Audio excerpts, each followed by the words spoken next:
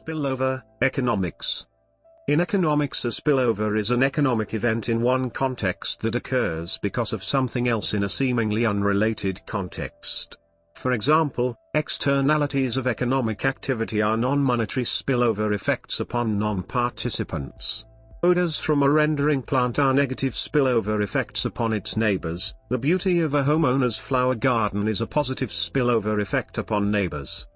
In the same way, the economic benefits of increased trade are the spillover effects anticipated in the formation of multilateral alliances of many of the regional nation-states, for example SAARC, South Asian Association for Regional Cooperation, ASEAN, Association of Southeast Asian Nations.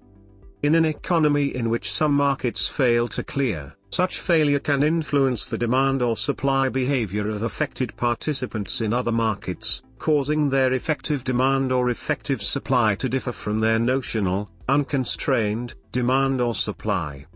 Another kind of spillover is generated by information. For example, when more information about someone generates more information about people related to her, and that information helps to eliminate asymmetries in information, then the spillover effects are positive. This issue has been found constantly in the economics and finance literature. See for instance the case of local banking markets.